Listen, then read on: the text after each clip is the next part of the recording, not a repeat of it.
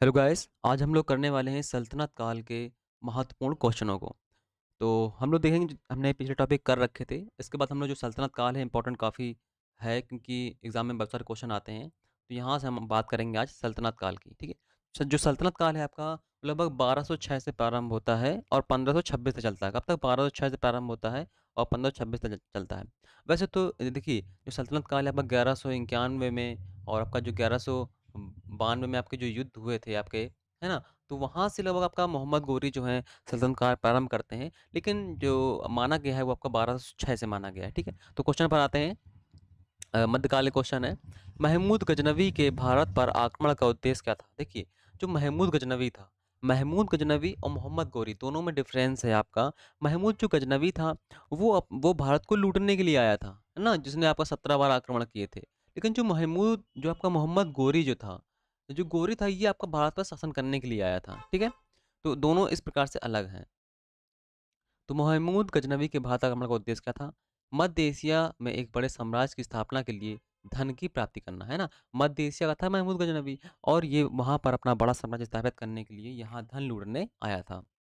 महमूद गजनवी के भारत पर आक्रमण के समय आए विद्वान अल-बरूनी ने किस महत्वपूर्ण ग्रंथ की रचना की थी? तो महमूद गजनवी के साथ अल-बरूनी आया था और उसने किताब-उल हिंद नामक रचना लिखी, ठीक है? दिल्ली सल्तनत की दरबारी भाषा कौन-सी थी? तो दिल्ली सल्तनत की दरबारी भाषा थी आपकी फ़ारसी भाषा थी। आगरा शहर की स्थापना किसके द्वारा की गई थी? तो आगरा जो नगर था, ये 1504 के आसपास की स्थापना की गई थी और इसकी स्थापना किसने की थी? सिकंदर लोधी ने की थी। ये लोधी वंश से संबंधित है। वह दिल्ली का सुल्तान कौन था जिसकी मृत्यु चागोन यानी पोलो खेलते समय हुई थी? तो कौन था आपका? मोहम्मद कुतुबुद्दीन ऐबक था। कौन था आपका? कुतुबुद्दीन ऐबक था जिसकी मृत्यु क्या हुई थी? चौगान यानी पोलो खेलते समय हो गई थी।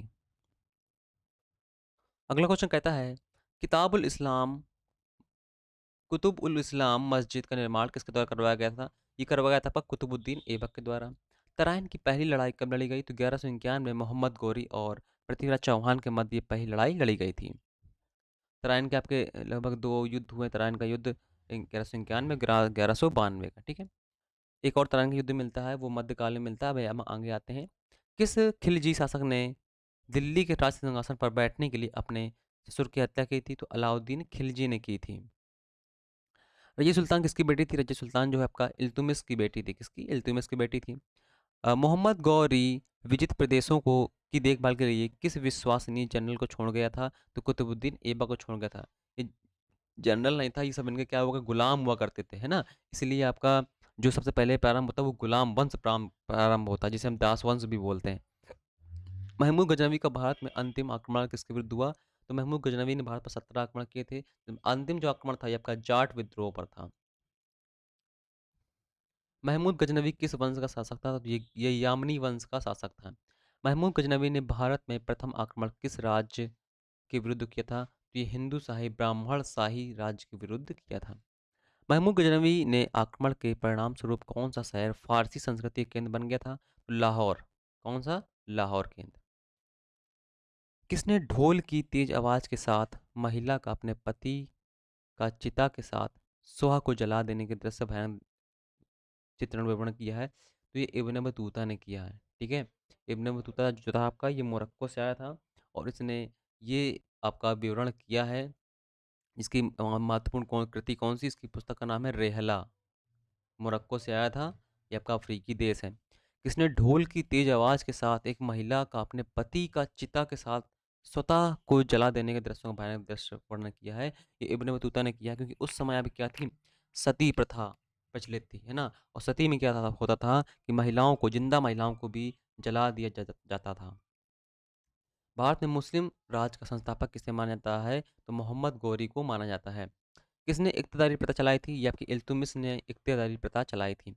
लाख बख्श की उपाधि किसे मिली थी? यानी लाख बख्श के नाम से कौन जाना जाता है? तो कुतुबुद्दीन ऐबक को जाना जाता है, क्योंकि ये लाखों का दान देने वाला था, मतलब दान दिया करता था, इसलिए इसलिए कहते हैं। 13वीं शताब्दी 13वीं सदी में सेना का सर्वोच्च अधिकारी कौन था? तो खान को हम बोलते थे सर्वोच्च अधिकारी। भारत में गुलाम वंश संस्थापक कौन था? कुतुबुद्दीन ऐबक था। कुतुब मीनार के कार्य को किसने पूरा करवाया? तो किसने करवाया? इल्तुतमिश ने पूरा करवाया था। दिल्ली का पहला तुगलक शासक कौन हुआ है? तो ग्यासुद्दीन तुगलक हुआ है। पंजाब के हिंदू शाही राजवंश को किसने स्थापित किया? तो कल्लर ने। ठीक है, ये क्वेश्चन आया नहीं है, कभी नहीं आया है ये। वह रोमन सम्राट अगस्त की भांति सावधान था कि दूसरों की तरह शक्तिशाली न लगे और वह दूसरों के स्तर से अधिक न लगे। ये संदर्भ किसका है? तो ये बहलोल लोदी का कथन है। अलबरेनू किसके शासनकाल में इतिहासकार था? तो महमूद गजनवी के शासनकाल में था, क्योंकि उसी के दरबार में ये आया था, उसी उसी के साथ ही आया था। ठीक है। किसके शासनकाल में सबसे अधिक मंगोल आक्रमण हुए? तो अलाउद्दीन खिलजी के समय सबसे ज्यादा मंगोल आक्रमण होते हैं। तराइन के द्वितीय युद्ध में किसने किसको पराजित किया? तराइन का जो द्वितीय युद्ध है आपका 1192 में होता है, और मोहम्मद गोरी ने पृथ्वीराज चौहान को पराजित कर दिया था।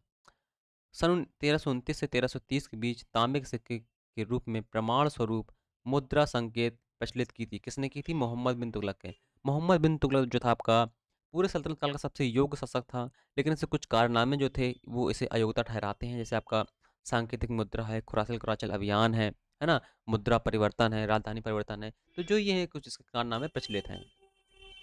दिल्ली में किस सुल्तान को इतिहासकारों ने विरोधों का मिश्रण बताया है? किसे? मोहम्मद बिन तुगलक को बताया है। लोधी वंश का अंतिम शासक कौन था? तो इब्राहिम लोधी लोधी वंश का अंतिम शासक था। इनाम भूमि को किसे दिया जाता था? तो इनाम जो भूमि थी वो आपकी विद्वान और धार्मिक व्यक्तियों को दी जाती थी। इब्न बतूता कहाँ से आया था? ये आपका मोरक्को से आया था, बताया हमने अभी। इसकी प्रमुख कृति कौन सी है? रेहला इसकी प्रमुख कृति है, रेहला। देखिए जो आपका मध्यकाल है, यानी आपका जो सल्तनत काल है, इसमें बड़े बड़े आपको चार मिलते हैं। देखिए हम आते हैं, जैसे आपको यहाँ पर मिलेगा गुलाम वंश, है ना। गुलाम वंश है आपका सल्तनत काल में आता है। खिलजी वंश आता है, ठीक। तुगलक वंश आता है, और आपका सैयद वंश आता है, और आपका लोधी वंश आता है। ठीक है, तो ये पांच जो आपके वंश हुए हैं, ये पांचों आपके सल्तनत काल के हिस्से हैं। ये क्रम अनुसार है, पहले गुलाम वंश, फिर खिलजी वंश, फिर आपका तुगलक वंश, फिर सैयद वंश, और फिर आपका लोधी वंश। ओके। अगला क्वेश्चन कहता है, उत्तरी भारत की प्रथम मुस्लिम महिला शासिका दिल्ली पर राज करने वाली कौन थी? तो कौन थी? रजिया सुल्तान थी। देखिए रजिया सुल्तान जो थी एक योग्य शासिका थी, लेकिन वही महिला है करके ये हटा दिया उन्होंने, क्योंकि जो सल्तनत काल था इसमें महिलाओं को इतना योग्य समझा नहीं जाता था, और इसलिए कारण इसको हटा दिया गया था। मध्यकाल में महिलाओं की स्थिति बहुत गिर गई थी, बहुत दयनीय हो गई थी, और बहुत सारी समस्याएं थीं, इसलिए मध्यकाल में महिलाओं की जो उन्नति थी वो बहुत कम हो पाई। दिल्ली के प्रथम सुल्तान कौन थे जिन्होंने दक्षिण भारत को पराजित करने के लिए प्रथम प्रयास किया था? ये थे आपके अलाउद्दीन खिलजी थे। भारत पर प्रथम तुर्क आक्रमण करने वाला कौन था? महमूद गजनवी जो था आपका प्रथम तुर्क आक्रमण करने वाला था। अलाई दरवाजा किसका मुख्य द्वार है? ये आपका कुतुब मीनार का मुख्य द्वार है। कौन सा शासक दास वंश या गुलाम वंश से संबंधित है? तो इल्तुमिश जो है आपका, ये ऑप्शन पर डिपेंड करता है। ठीक है, इल्तुमिश है आपका, कुतुबुद्दीन ऐबक है आपका, है ना, बलबन है आपका, ये सब आपके किससे? दास वंश यानी गुलाम वंश से संबंधित है। दक्षिण अफ्रीकी यात्री इब्न बतूता किसके शासनकाल में भारत आया था? तो ये आपका मोहम्मद बिन तुगलक के शासनकाल में आया था।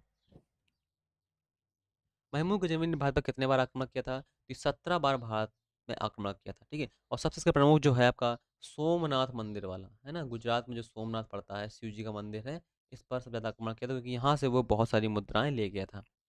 किसने अपने आप को खलीफा घोषित किया था? ये मुबारक शाह खिलजी ने खुद को खलीफा घोषित किया था। लोधी वंश का संस्थापक कौन था? तो बहलोल लोधी लोधी वंश का संस्थापक था। भारतीय इतिहास में बाजार नियमों मूल्य नियंत्रण पद्धति की शुरुआत किसने की थी? अलाउद्दीन खिलजी ने की थी। अलाउद्दीन खिलजी का जो बाजार नियंत्रण है वो बहुत फेमस है ना। उसी के तहत पर जो जीएसटी लाया गया है कि सभी जगह पर वस्तु के एक ही मूल्य हो, तभी जीएसटी लाया गया है। राज्य संबंधों में उलेमा के दखल का विरोध किस सुल्तान ने किया था? तो आपका अलाउद्दीन खिलजी ने ही किया था। 11वीं सदी के भारत का दर्पण किसे कहा जाता है? तो किताबुल हिंद को कहा जाता है। किताबुल हिंद जो है भारत के बारे में दर्शाती है, उस समय क्या होता था, कैसे लोग थे, कैसे कपड़े पहनते थे, कौन कौन सी प्रथाएं प्रचलित थी, ये आप किताबुल हिंद को पढ़कर अंदाजा लगा सकते हैं। वह हिंद का युद्ध 1008 और 1009 के बीच किसके बीच हुआ? ये महमूद गजनवी और आनंद पाल के मध्य हुआ था। दिल्ली सल्तनत का वह प्रथम सुल्तान कौन था? इसने स्थायी सेना रखी थी? कौन था आपका? अलाउद्दीन खिलजी था। दिल्ली के सुल्तानों में से कौन तैमूर शासक मिर्जा शाहरुख के अधिराज में आना स्वीकार किया था? ये इंपॉर्टेंट नहीं है। कौन गुलरुखी के नाम से कविताएं लिखता था? ये आपका सिकंदर लोधी लिखता था गुलरुखी नाम से। भारत का वह पहला शासक कौन था जिसने मोहम्मद गौरी को पराजित किया? ये आपका सोलांकी यानी भीम सेकंड था। देखिए, जो आपका भीम सेकंड था, ये आपका गुजरात में शासनकाल था। वहाँ से मोहम्मद गौरी आ रहा था, लेकिन वहाँ पर ये पराजित हो गया। इस कारण फिर वहाँ से उसने छोड़ दिया था, और फिर ये आपका पाकिस्तान होते हुए भारत आया था। मोहम्मद गौरी किस वंश का था? तो ये संसबनी वंश का था। अलाउद्दीन खिलजी के आक्रमण के समय देवगिरी का शासक कौन था? तो रामचंद्र देव देवगिरी का शासक था।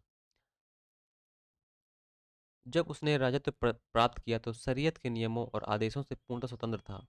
बरनी ने ये कथन किस सुल्तान के लिए कहा? देखिए, जो अलाउद्दीन खिलजी था, ये नियम या कानून को और न्याय को इतना अच्छा मानता था कि मतलब सभी धर्मों को वो वरीयता देता था, और शरीयत के नियमों और आदेशों को उसने पूर्णतः स्वतंत्र था। मतलब उसके नियमों का पालन नहीं किया उसने, है ना? क्योंकि सभी धर्म में हम शरीयत को नहीं अपना सकते हैं ना, इसलिए। सल्तनत काल में भू राजस्व का सर्वोत्तम ग्रामीण अधिकारी कौन था? तो चौधरी हुआ करता था। चौधरी लगभग आपका 100 गांव का हुआ करता था। तैमूर के आक्रमण के बाद भारत में किस वंश का राज स्थापित हुआ? तो सैयद वंश का साम्राज्य स्थापित होता है। किस सुल्तान के दरबार में सबसे अधिक गुलाम थे? तो फिरोज शाह तुगलक के शासनकाल में सबसे अधिक गुलाम थे।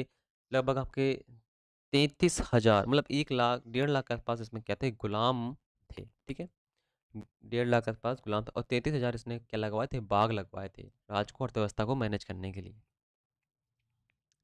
किस सुल्तान ने बेरोजगारों को रोजगार दिया था? फिरोज शाह तुगलक ने दिया था। किस सुल्तान ने फलों की गुणवत्ता सुधारने के लिए उपाय किए थे? ये भी फिरोज शाह तुगलक ने किए थे। फिरोज शाह तुगलक ने बहुत अच्छे अच्छे काम किए। व्यापार की दृष्टि में जो तुगलक वंश था, इसने बहुत अच्छे अच्छे काम किए। नालंदा विश्वविद्यालय का विनाश का कारण क्या था? नालंदा विश्वविद्यालय जो था आपका, बख्तियार खिलजी ने आक्रमण के द्वारा इसे नष्ट कर दिया था। तबाह के नासिरी के लेखक कौन है? ये मिन्हास उस सिराज हैं, ये आपके गुलाम वंश में से संबंधित है आपका। ठीक। अलई दरवाजा का निर्माण किस सुल्तान ने करवाया? तो अलाउद्दीन खिलजी ने करवाया था। कुतुबुद्दीन ऐबक की राजधानी क्या थी? ये लाहौर थी राजधानी। अलाउद्दीन खिलजी के प्रसिद्ध सेनापतियों में किसकी मंगोल के विरुद्ध लड़ते हुए मृत्यु हुई थी? तो जफर खां की हुई थी। तौल की सबसे छोटी इकाई कौन सी थी? तो रत्ती। प्रसिद्ध कवि अमीर खुसरो किस दरबार में थे? आपके अलाउद्दीन खिलजी के दरबार में थे। मतलब कई कई दरबारों का उन्होंने राजपाट देखा है, लेकिन ऑप्शन पर डिपेंड करता है। आपका है ना, बलबन में थे आपके, अलाउद्दीन खिलजी में थे, फिर उससे तुगलक में थे, है ना? तो ऑप्शन पर डिपेंड करता है। किस किसने सल्तनत काल में प्रचलित डाक व्यवस्था का विस्तृत विवरण दिया है? तो इब्न बतूता ने दिया है। तैमूर लंग ने भारत पर कब आक्रमण किया? तो 1398 में तैमूर का आक्रमण होता है। दिल्ली किस मुस्लिम शासक के निधन पर इतिहासकार बदायूनी कहता है, राजा को अपनी प्रजा से और प्रजा को अपनी राजा से मुक्ति मिल गई? तो ये मोहम्मद बिन तुगलक के बारे में ये कथन कहा गया था। दिल्ली के सुल्तान बलबन का पूरा नाम क्या था? तो गयासुद्दीन बलबन नाम था। किस सुल्तान का नया धर्म चलाना चाहता था, किंतु उलेमाओं ने विरोध किया? तो अलाउद्दीन खिलजी नया धर्म चलाना चाहता था, लेकिन उलेमाओं के विरोध के कारण फिर इसने समाप्त कर दिया था। दिल्ली में कौन सा ऐतिहासिक स्मारक भारतीय तथा फारसी वास्तुकला का उदाहरण है? हुमायूं का मकबरा। दिल्ली का सुल्तान जिसने दान दक्षिणा के लिए काफ़ी ध्यान रखता था, और इसके लिए उसने दीवान खैरात नाम की विभाग भी स्थापित किया था। ये फिरोज शाह तुगलक ने किया था। बोलते हैं ना, खैरात बट रहीगा, मतलब क्योंकि यहाँ पर दान दिया जाता था, समझो, दान। किस संगीत वाद्य को हिंदू मुस्लिम गान वाद्य में सर्वश्रेष्ठ मिश्रण माना गया है? तो सितार को माना गया है। नई फारसी काव्य शैली सबा के हिंदी अथवा हिंदुस्तानी शैली के जन्मदाता कौन थे? ये थे आपके अमीर खुसरो। अनुकूल परिस्थिति मौजूद होने के बावजूद गुलाम वंश के शासक भारत में अपना साम्राज्य का विस्तार नहीं कर पाए। इसका मुख्य कारण यह था कि मंगोल आक्रमण उस समय हुआ करते थे, और मंगोल काफ़ी खतरनाक हुआ करते थे। तुगलकनामा की रचना तुगलकनामा रचनाकार का क्या नाम है? ये आपका अमीर खुसरो की रचना है। अगला क्वेश्चन कहता है, भारत में मोहम्मद गौरी ने किसको प्रथम अख्तियार प्रदान किया था? तो कुतुबुद्दीन ऐबक को प्रथम अख्तियार प्रदान किया था। अख्तियार मतलब आपका शासन सौंप देते थे। किस सुल्तान के काल में खालिसा भूमि अधिक पैमाने पर विकसित हुई? तो आपका ये अलाउद्दीन खिलजी के समय विकसित हुई थी। सल्तनत काल में टका और संसगनी और जीतल किन धातुओं के बने थे? जो टका था आपका ये चांदी का सिक्का था, संसगनी भी आपका चांदी का था और जीतल आपका तांबे का सिक्का था। अमीर कोही ये जो कृषि विभाग था नामक एक नया विभाग किस सुल्तान द्वारा स्थापित किया गया था? मोहम्मद बिन तुगलक मतलब कृषि ऋण प्रदान करने के लिए अमीर कोही की स्थापना की गई थी। अमीर खुसरो ने किसके विकास में अग्रणी भूमिका निभाई थी? खड़ी बोली के विकास में, यानी खड़ी बोली के जनक भी कहते हैं। तैमूर लंग ने किसके शासनकाल में भारत पर आक्रमण किया था? तो नासिरुद्दीन महमूद तुगलक के शासनकाल में किया था। भारत में पोलो खेल का प्रचलन किसने किया था? ये तुर्कों ने किया था, चगताई तुर्कों ने। किसने किसके सिक्कों पर एक तरफ संस्कृत मुद्रा के साथ चांदी के सिक्के निर्गत किए थे?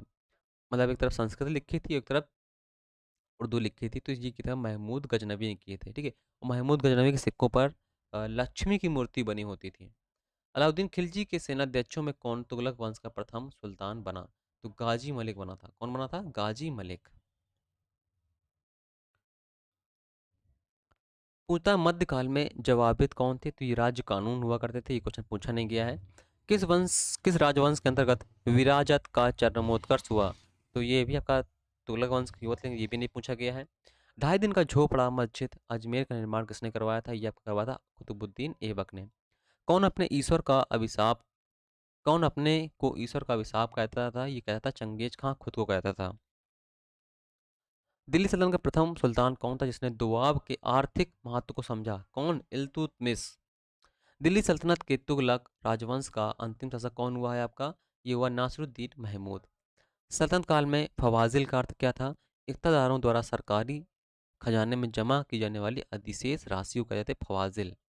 दिल्ली के सुल्तान जो भारत में नहरों से सबसे बड़े जाल का निर्माण करवाया था, वो फिरोज तुगलक ने।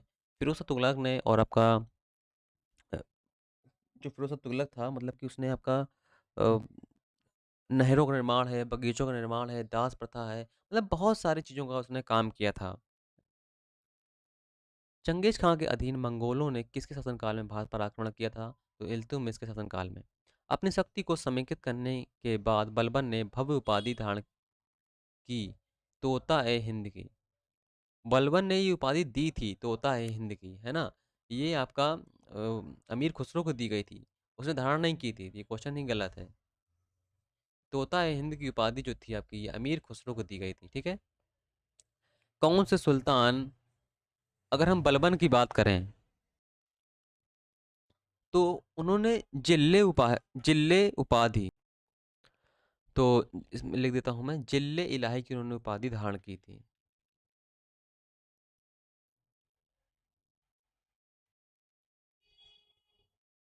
जिले इलाही की जिले इलाही की उन्होंने उपाधि धारण की थी, ठीक है। आते हैं आगे। कौन से सुल्तान की मृत्यु अफगानपुर तुगलकाबाद में लकड़ी से बने स्वागत भवन से गिरने से हुई थी? गयासुद्दीन तुगलक की हुई थी। ये कहा जाता है कि जो मोहम्मद बिन तुगलक था उसने बनवाया था कि इनको ये खत्म हो जाए, इसलिए बनवाया था। नहर निर्माण कराने वाली दिल्ली का प्रथम सुल्तान कौन था? ये गयासुद्दीन तुगलक था। लोधी वंश का सर्वाधिक शक्तिशाली शासक कौन था? तो सिकंदर लोधी हुआ है।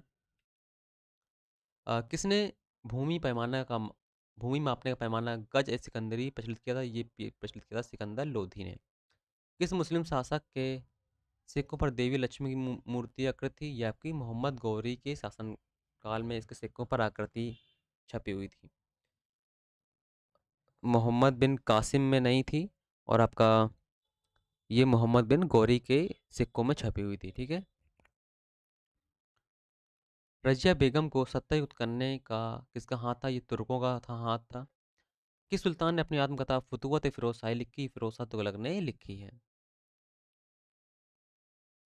दिल्ली किस सुल्तान ने ब्राह्मणों पर जय कर लगाया था? फिरोज शाह तुगलक ने ही लगाया था, पहली बार लगाया था, ठीक है, इसलिए इंपॉर्टेंट है। ग्वालियर विजय के बाद इल्तुतमिश ने सिक्कों पर किसका नाम अंकित करवाया था? तो पुत्री रजिया का नाम अर्जित करवाया था। नासिरुद्दीन महमूद के शासन में मुख्य काजी के पद पर कौन था? मिन्हास उस सिराज था। बलबन का वास्तविक नाम क्या था? तो बाउद्दीन बलबन नाम था। जियाउद्दीन के शासनकाल की सबसे बड़ी उपलब्धि क्या थी? देवगिरी विजय। देवगिरी आपका दक्षिण में पड़ता है। अलाउद्दीन के शासन में भूमि कर संबंधी अधिकारी कौन था? तो कौन था? मुक्तराज। मुक्तराज जो था आपके भूमि संबंधी अधिकारी थे।